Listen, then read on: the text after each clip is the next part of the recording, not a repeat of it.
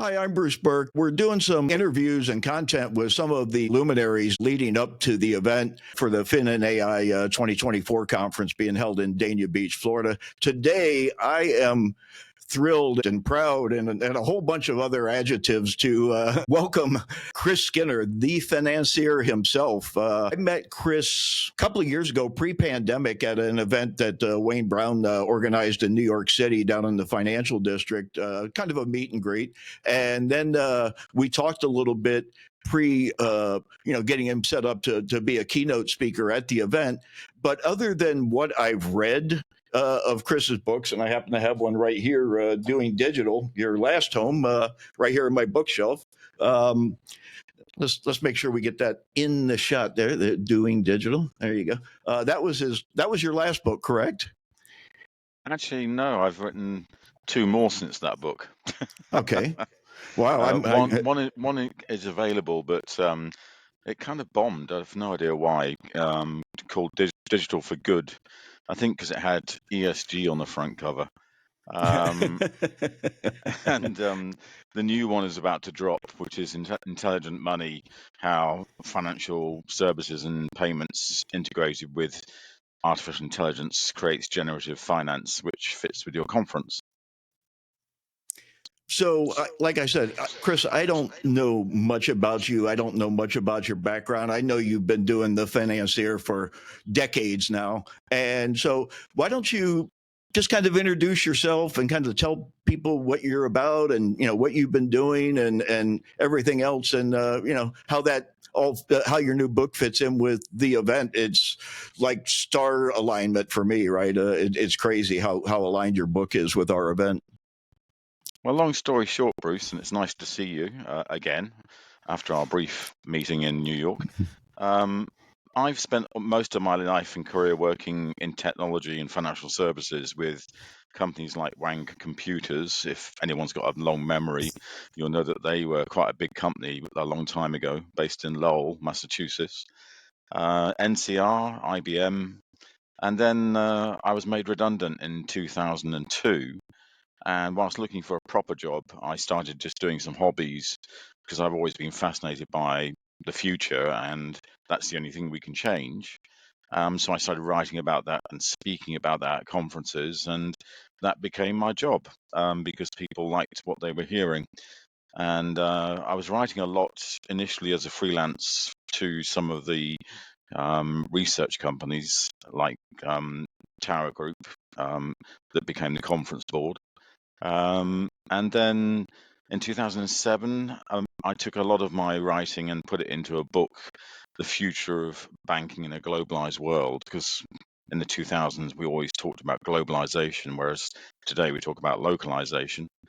And that kind of became what I do for a living. So I've now written 18 books in business, 5 books for children. Of the business books, there's probably only about 4 that are worth reading. But there we go. So your writing in business is mostly, in my mind, seems to be kind of one future forward, right? But also kind of leaning into fintech and banking. And you posted a thing the other day on social media about who coined the term BaaS, banking as a service, right? Platform, essentially, right? And you're like, who coined this? And I went and Gemini'd it, not Google anymore. We're Gemini'ing them now, right? And it said Chris Skinner developed this term. he's widely known for inventing this term. And as we kind of move into this decade, we're a few years into it now. It seems like the platform services that we come to know software on, right? The social networks, the Facebooks, the Metas, the Twitters, all those platforms, and some of the platform technologies is now filtering into the banks, and they're essentially a lot of these neobanks. They're just becoming a platform now, right? So it's really interesting to watch all this, and I want to get your take on that whole concept. Yeah, I mean, there's a couple of things in there, and that In the mid 2000s, cloud computing started to evolve, and then in 2007, Apple launched the iPhone. And those two things were kind of milestones of massive change in technology in all businesses, but particularly in banking. So in 2007 and 8, I started talking about banking as a service because I was very involved in service-oriented architecture and object-oriented modular programming in the 1990s. But it was, you know, service-oriented architecture was before its time.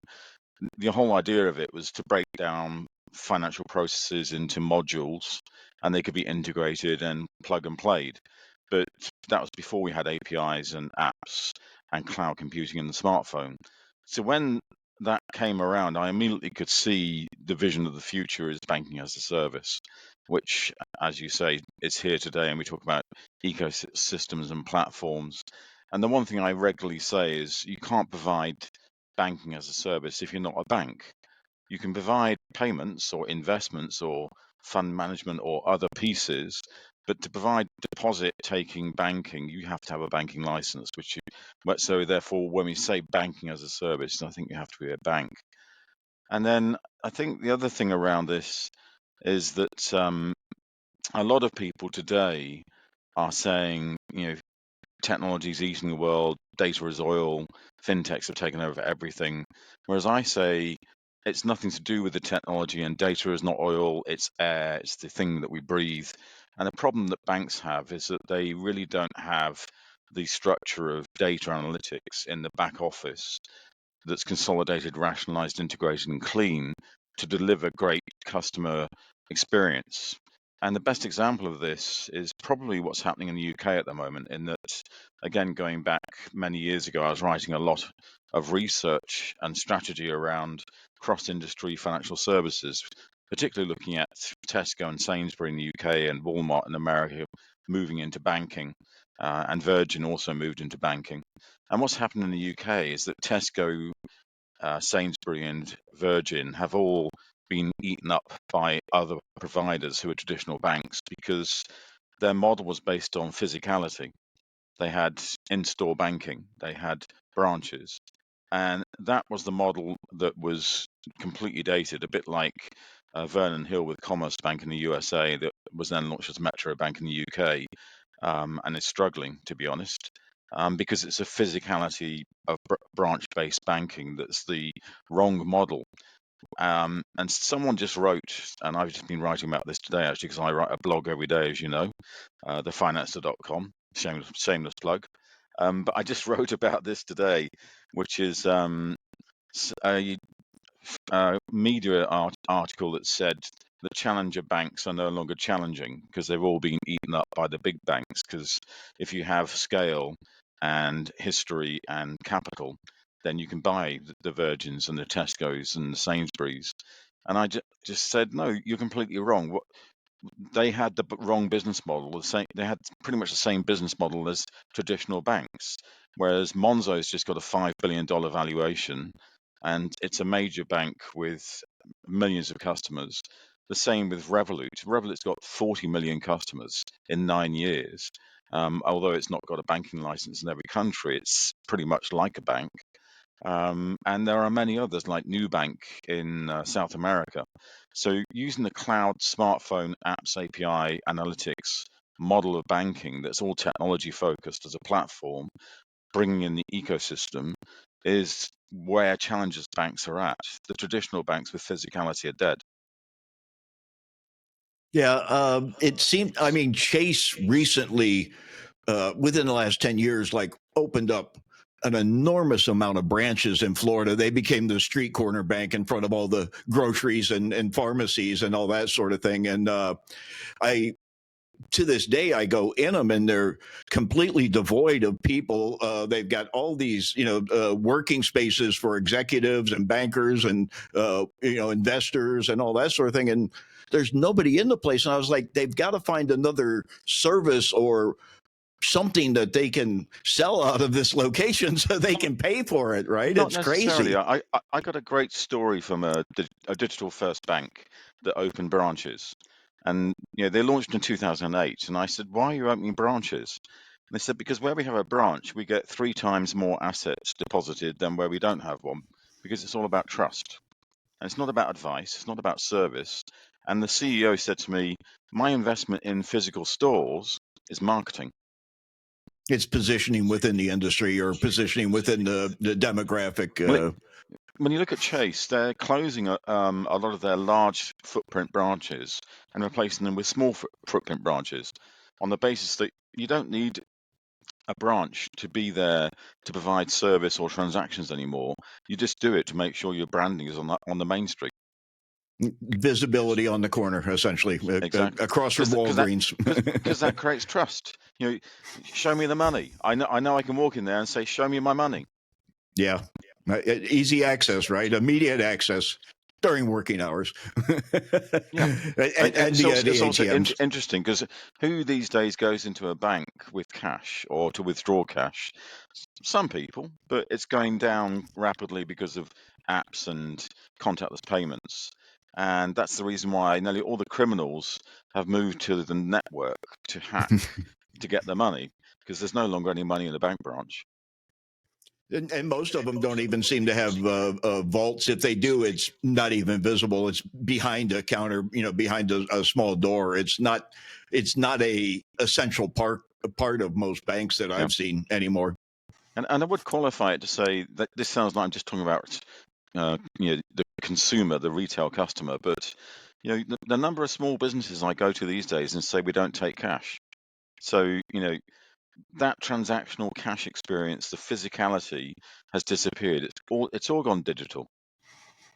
It's crazy the march of technology. Just since I got involved in the industry, I really came into mobile payments about 2010, and that was about the iPhone 4 time, right? iPhone 4S, and I saw the convergence of social media and payments technology and that high speed 4G network we were experiencing at the time, and I saw the convergence of that, but this convergence of fintech and AI, this is going to be a much more powerful. That the convergence of social, mobile, and payments kind of lifted the mobile experience and got mobile more uptake, around the world. But this convergence of fintech and AI, this is a whole new thing. And this is what your whole new book is about, this intelligent money book.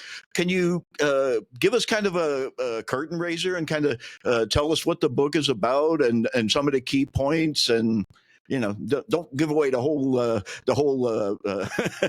session, but Or using the American expression, don't give away the whole 9 yards, Chris. exactly. So going back through the iterations of books I've released over the years, you know, the thinking is always evolving and it's absorbing what people are talking about, from smartphones and cloud computing at the end of the 2000s through financial inclusion and the mobile network reach to include everyone within the financial network around the world in the 2010s. And I started writing the new book probably at the end of the last decade, but specifically over the last couple of years. And my original premise was the friction between centralized versus decentralized finance. Because when you look at cryptocurrencies, Bitcoin currently trading almost at $70,000, having gone on a roller coaster ride over the past 15 years. Um, and people saying in some countries and some demographics, this is what we believe in. We believe in the power of the network of the people, because now the people control financial services rather than the central bank and the government.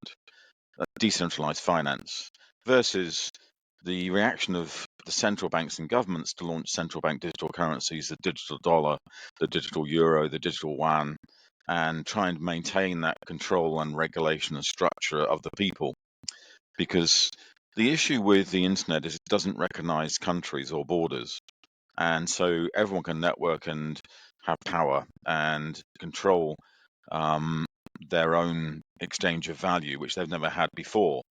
So I started with that, and then in the middle of writing the book, ChatGPT, OpenAI hit the hit the road, beginning of um, last year. It's about 18 months ago now, I think.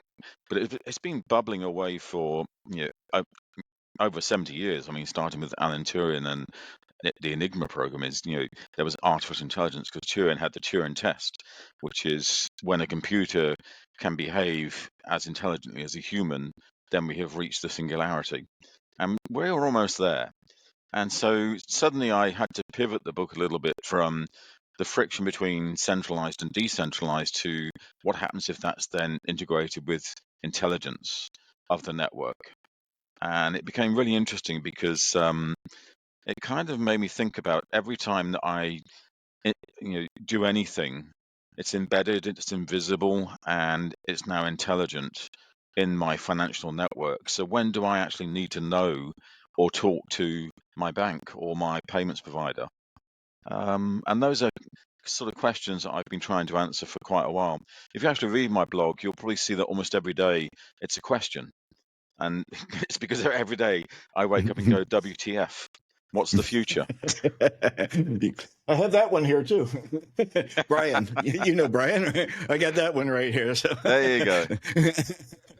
all the authors right here at my fingertips, the world of knowledge. Actually in print too, rather than digitally, which is kind of strange, but okay. So A lot of people say to me, why am I producing physical books? Because I'm a digital guy. I just go, because a lot of people like a physical book to underline and put some post-it notes on. I do not like. I'll read news articles. I'll read blog posts. I'll read, just the general stuff that people put out on social digitally. But I don't like reading a whole book digitally. It's really hard to maintain concentration on a PDF on the screen for some reason. It doesn't have the same physicality. Mostly And it's very is difficult what to I'm read looking when you're for. sitting on the beach sunbathing and having a pina colada. Yes, and we're going to be doing that very shortly. October, the first week in October is going to be a great weather-wise, right? It starts to get a little cooler here in Florida. It's not 99.9 degrees; it'll be 97 instead. I don't know if I told you we're working with a fintech connector, Angel Lorente. I think you may have met him down at the fintech islands that you just spoke at. We're working on the Friday night that the show closes down, as we're in Fort Lauderdale, and it's the Venice of Florida, essentially the largest canal system in the U.S. We're going to try and find a sunset cruise boat and go out and have a sunset cruise and drinks and whatnot to kind of celebrate the closing up of the event and that sort of thing. So, Well, the last of time I was course, you're there, welcome to. I actually did get on a boat around the canals. This is going back quite a long time ago. And the only thing I remember is that as we went round a corner, there was this absolutely massive mansion. And the guide said to me, "Oh yeah, that's Bill Gates's summer house." I was like, "Oh my gosh, it was absolutely huge." It's fantastic, and not a lot of people actually get to tour those waterways. And let me tell you, some of the real estate. I mean, waterfront real estate in Florida is not cheap, right? No. And some of those places are, especially when you get down to Miami, Star Island, and what's the other one, Palm Island, that are next door to each other on the Miami Causeway. There, those have Sylvester Stallone, Madonna, all those sort Yeah. of people, and what's his name? The cartoonist lives down there too. I can't think of his name. He does all the business cartoon stuff. I'll come up with it in a minute. But anyway, let's continue on your book, because that's the fascinating thing to me. When I put out my my vision for the conference, I laid out 5 tracks for like enhanced security, frictionless transaction, democratizing finance, automated investing, or intelligent investing, and 2 or 3 other things about those are the tracks for this event. And then when you sent me the link to your book, I looked at the talking points for your book, and they're the same track as the event. They're not word for word, but they are the points, right, of fintech and AI. So I want you to delve into some of your talking points, a little bit about the book, and what those are, and how you think it relates to the event. Well, I think first and foremost is customer centricity. Um, Too often we talk about the technology, and I've already said, it's not about technology. It's about customer experience and customer interaction and the customer journey. So when that's embedded, invisible, and intelligent, how does that behave? What's the customer's needs? And when does the customer need to interact, if ever? Because you may say because it's invisible, they don't need it.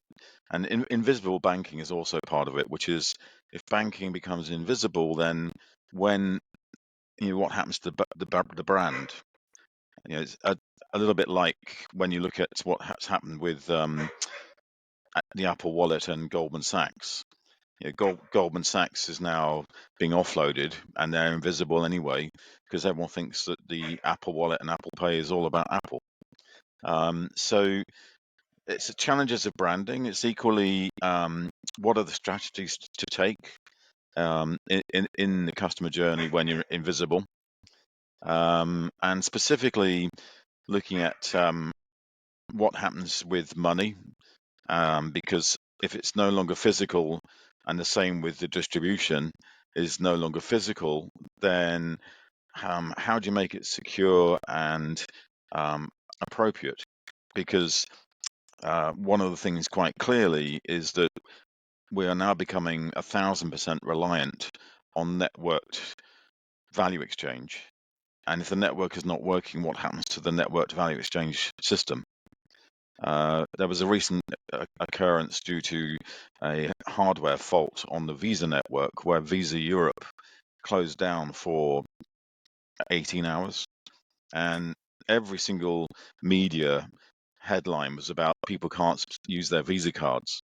And so we're so reliant now on networked value exchange, that obviously that's a critical factor. And then finally, obviously, artificial intelligence.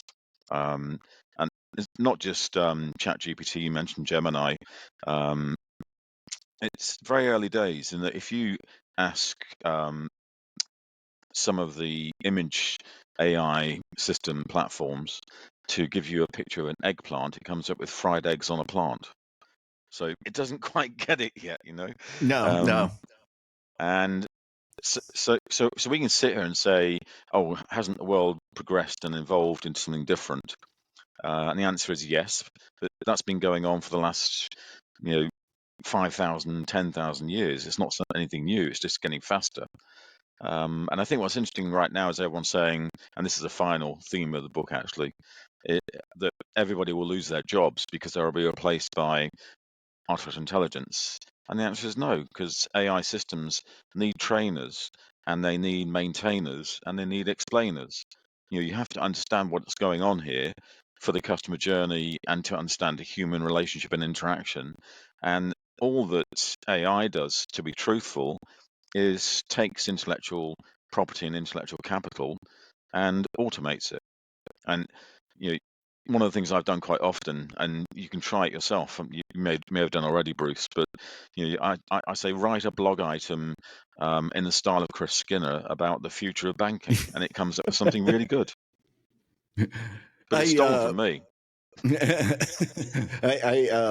I went to I've got a bad toenail from running into a bed stand years ago, and I go over and have my toes done because it's awful and I can't touch it, right? And I was talking with the girl and I was telling her about the event, right? And she's like, I want to learn AI. I want to learn AI, and she had never seen it. And I opened up Copilot and I just did a microphone prompt and said, write a story about a nail salon in downtown Clearwater and the name of it is, and it started spitting it out, and her jaw hit the floor, and was the average person seen it, and she's like, and it was like nestled in a beautiful shopping mall in downtown Clearwater lies, it was, and she was just floored by that, right? And I was like, that's But that's I think nothing. that what you just said illustrates the two things around the theme of Fin+AI and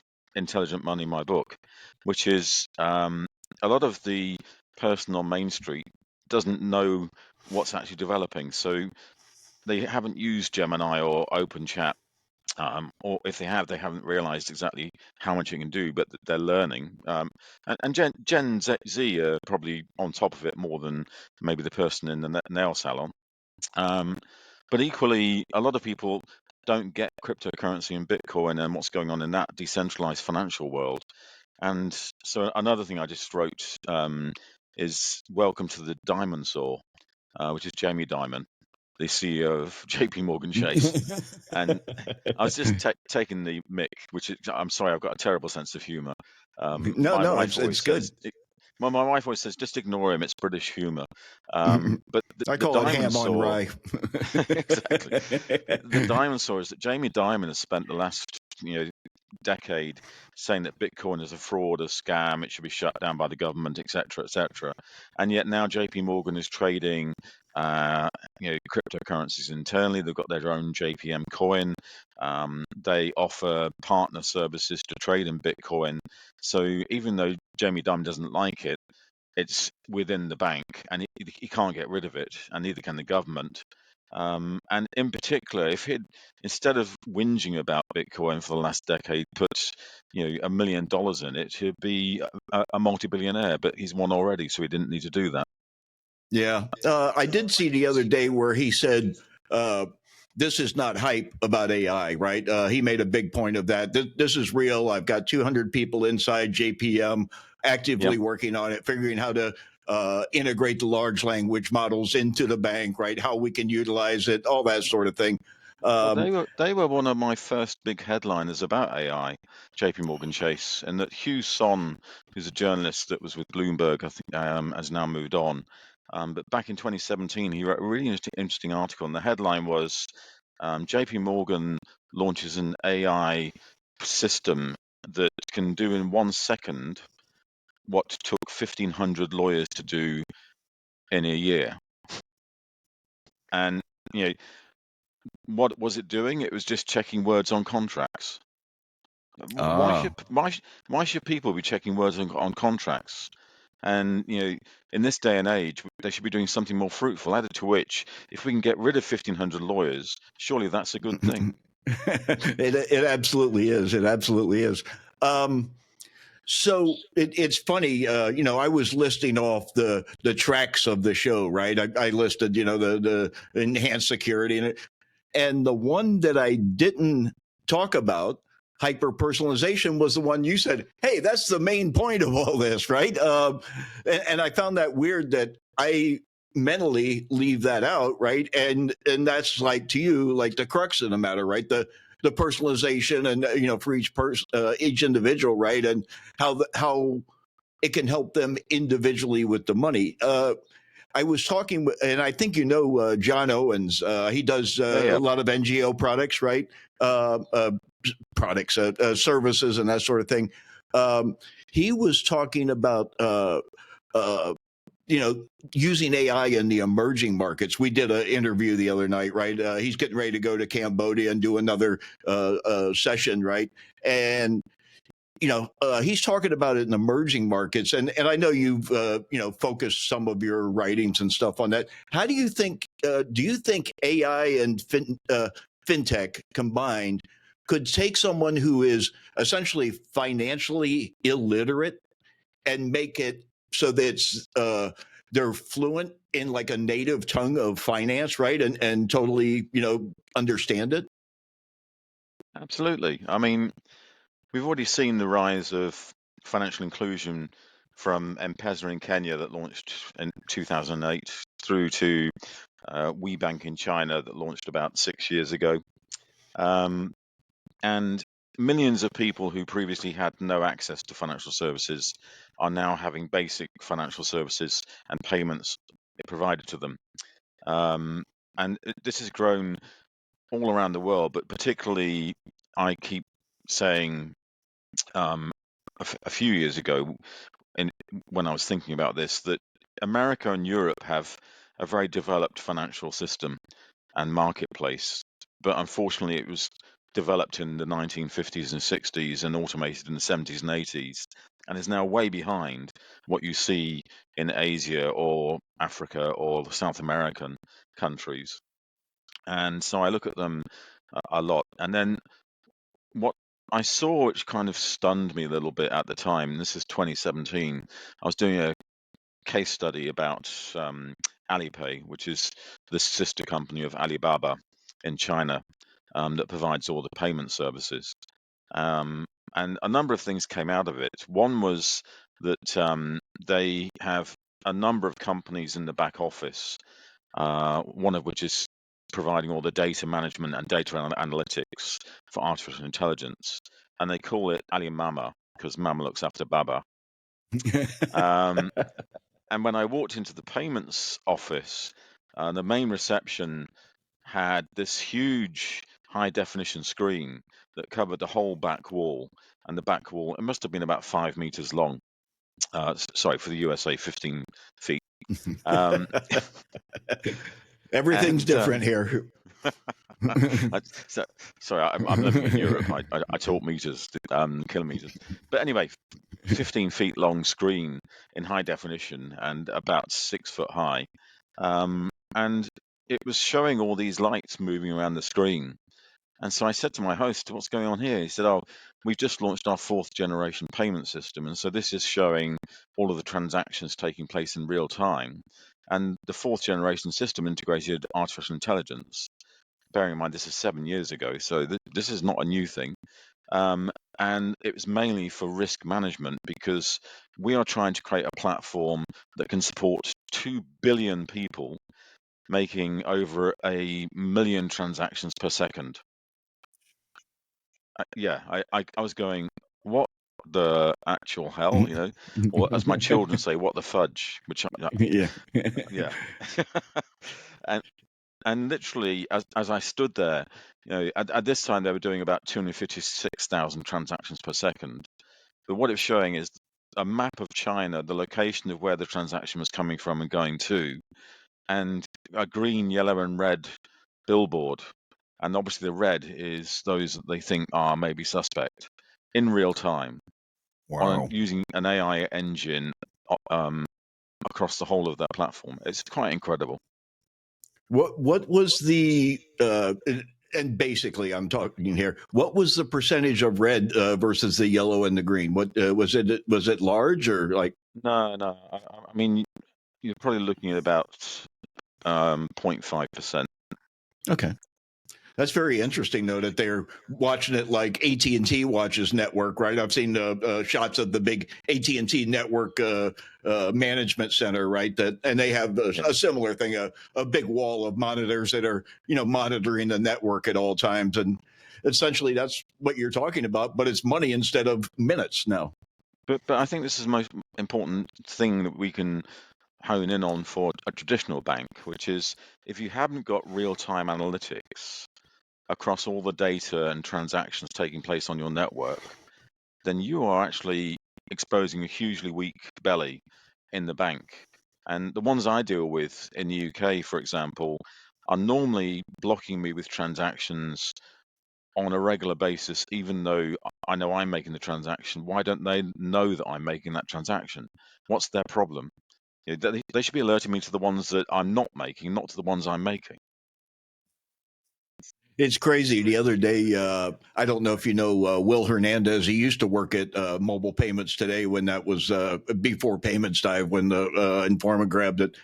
He's working for a fintech marketing agency now, and he posted a picture. Apparently, he was at a client's location the other day and posted a picture of the back office. It was an IBM 360 system, right? And from the 70s. And I looked it up on Wikipedia. I zoomed in on the picture and I looked for the branding on the machine, a little control module, right? And it's like it had floating decimal point. And I'm like, oh Yeah. my god, that was a numerical coprocessor on an 8088 computer that had a floating point decimal system.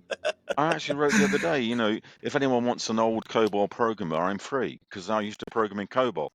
And 40% of the back office systems of European and American banks are running on COBOL-based program systems. I'm not saying there's anything wrong with the mainframe and with COBOL, but what I am saying is it's not really what you would develop today if you were starting afresh. And is it fit for purpose? And how does it connect to the front ends. Now, I know that, mostly when you're dealing with banks, you're dealing with numbers and, maybe a little alphanumeric data, but mostly, just, 0 through 9, right? And, where's your decimal point or in your case, in your comma, right? So, I can see how the front end can take that information from the back end and, display it how you want to see it. But they're missing out on so many other things that they could do with a platform that it's just amazing to me that it hasn't evolved. Yeah. It's just And again, there's lots of factors in there. I mean, like I remember all the excitement and scared worries about the Millennium Bug when we turned the year 2000, and everyone said, "Oh, we didn't plan for that. Everything's got, just digits and not 4 digits on the date."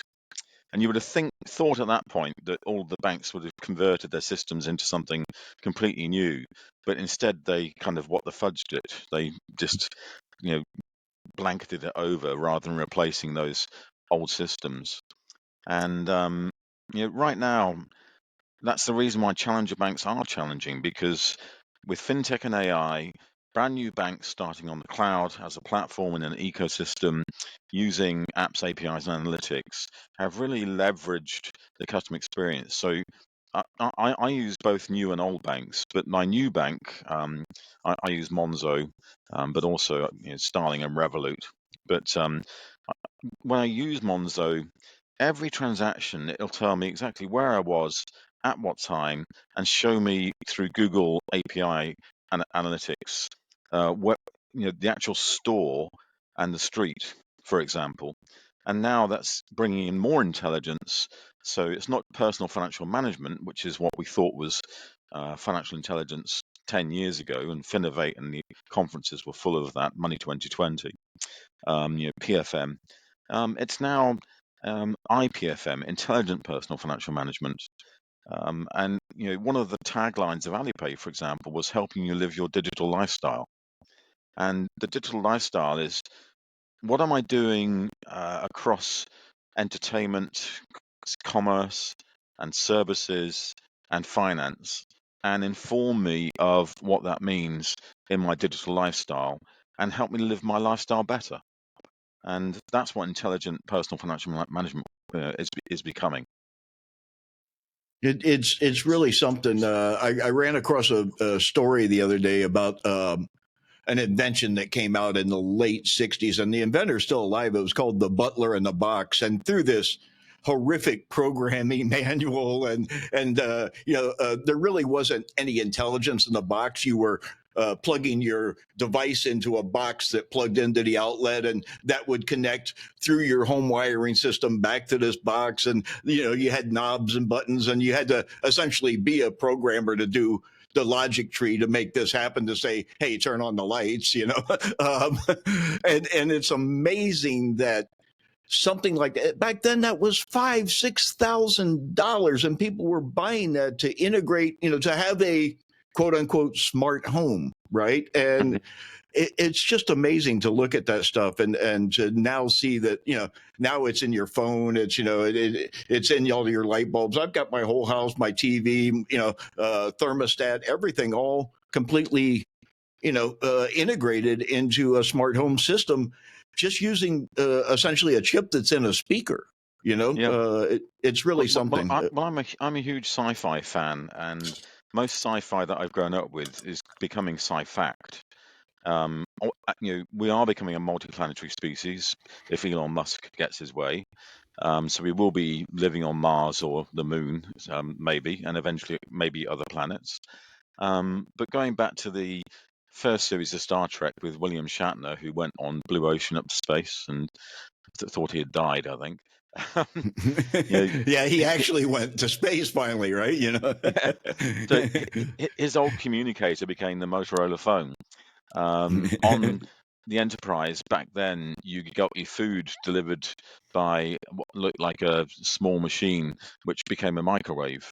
The Bones, Dr. Bones, health inspecting unit, which is a little wand that waved over your body, is now actually used in hospitals. And so an awful lot of that stuff does become fact. And that's often when I'm looking to the future where I pick up my ideas. If you look at my Minority Report, the Tom Cruise film from, I think it was about 2000, but they had a lot of MIT and other people talk, as consulting with them about what the future would look like. And if you look at that film, reading people's eyeballs in shopping malls, we're pretty much there. I mean, when I landed in China in 2020 to write the book Doing Digital, where China Merchants Bank are one of the banks I analyzed as a case study, I lost my mobile phone because you have to do two security check-ins using fingerprints, and I left my phone on one of them. So I went to security once I got through passport control, and I said, "Look, I've left my phone somewhere in the airport," and they said, "Oh, don't worry." And they got on their walkie-talkies and said, "Yeah, they found it. They'll bring it to you." That was within about 2 minutes. And whilst I was waiting for them to bring it to me, I saw they had like 10 screens, all of them doing facial recognition of everybody coming through the airport. And Wow. just thought, yeah, exactly. They had a record of every single face. And Alipay, I keep coming back to them because they're very innovative, but China is on the cutting edge of a lot of these technologies. Have this thing where you can go into any store and just smile or wink and you pay. You don't need to have a mobile phone or a card or cash. You just smile or wink. Pay. They call it pay by face. And so I was consulting with a government in Europe the other day, and they said, "What's your vision of the future of payments?" I said, "Well, my vision would be where I don't actually have to think about paying. It's embedded, invisible, intelligent, and it recognizes me based on me." Right. The concept of Uber, right? That in totally I use that as an example all the time, right? The car pulls up, you step in, they take you to the location, they already know it. You step out. Nobody has to converse other than about other things if you want to, right? And it's completely gone. More things need to be like that, right? Yeah. It's such a frictionless experience. The only thing that's friction associated is to make sure that it's the right car that you're stepping into, and they've provided different colors and I mean, suggesting collecting names and all that sort of thing. just on the news this morning, we can talk about driverless cars and driverless trucks, but they were testing, and this is on BBC this morning, a crewless container ship that could go between Asia and Europe without any humans on board. And it's just managed remotely in a control room. And it's like, wow, science fiction With a becomes science PlayStation fact. controller. Yeah, With the they think they're in a video game. Your goal is to get from one side of the Atlantic to the other, right? And they're playing the game, and they're like, "I'm going to do this better than anybody," right? yeah. And what they're Just don't actually get stuck doing in is the Suez piloting the Canal. ship. Just don't get stuck in the Suez Canal because that takes ages to, get the ship around. You've traveled much more than I have. The thing that amazed me the most, and you're talking about the Jetsons and the future and all that sort of thing. Going to Singapore, that was amazing to me. I went there for Yeah. the GSMA Mobile Money Summit, and that to me is what the future looks like, right? Singapore downtown by the Marina Bay Sands and that Mhm. the double helix bridge and all that. That's what the future looks like to me. They nailed it. I mean, they really nailed it. Everything. It's really something. So I'm looking forward to you speaking at the event. We're going to have your book there. We're actually doing the book release party in the USA at Fin+AI 2024, folks. Chris, after we're done here, please stick around for a minute as we're using this Riverside thing. It has to completely upload before we disconnect, but we'll just chat a little bit while it's doing the finalization. Anything that you want to, any last bit of knowledge you want to impart on those listening and tuning in here? Um, Only that if you've got any children between the ages of 3 and 7, I can thoroughly recommend Captain Cake and the Candy Crew. 5 books written by someone called Chris Skinner at captaincake.com. I've seen Nice. those, and it's amazing that you've written like business and fintech and all these future forward things, and then you can simplify it enough to just, present something that the kids would love to. And apparently, you're a bestseller on already with this, right? Yeah, and I mean, the funny story is basically during the pandemic, I was reading lots of children's books to my two twin boys, who at the time are 4 years old. They're now almost eight. But I got bored of reading them all these books, and I sat down one night and just said, "I'm going to tell you a story about Captain Kirk because I'm a Star Trek fan." And Freddie said, "Oh, Captain Cake, that sounds great." And that became Captain Cake and the Candy Crew. And Captain Cake's crew is Lieutenant Chocolate, Excuse Sergeant me. Jelly, and Private Potato. And Sergeant Jelly and Lieutenant Chocolate and Captain Cake have special superpowers. Private Potato has no powers, apart from she's the only one who understands how the ship works. That's really something, and so Chris will be on hand signing books for your child also at the event. So bring the kids, free hot dogs for the kids. No, I'm kidding. um, so this is all happening. The book party release, the book signing. You can meet Chris in person. He'll sign the book for you. He'll autograph it for you, and. It's all happening October 2nd through the 4th. It's at Le Meridian in Fort Lauderdale. Dania Beach, actually, is the specific city. FinAIconference.com, FINAI conference.com is the place for all the information. And this morning, Chris, I did a big push on your book this morning. I posted you in hundreds of LinkedIn groups and across all the social media that I have directly and we have with the Fin+AI conference. I promoted the living bejesus out of it today for you. So Chris is going to be there. Paulo Cerrone is our other keynote speaker from IBM, global head of research and banking at IBM. We're going to have a bunch of people there. Some of the other people I've mentioned, Angel and John, and it's going to be a real time, folks. So come on out. Be a part of it. And thanks to you, Chris, for participating in this today and fielding all my questions and whatnot. I really appreciate it. No worries. Nice to see you, Bruce. Thanks, guys. We'll see you in the next episode. We're going to continue to create all kinds of stuff with the people running up to the event. Thanks. See you all at the event, October 2nd through 4th.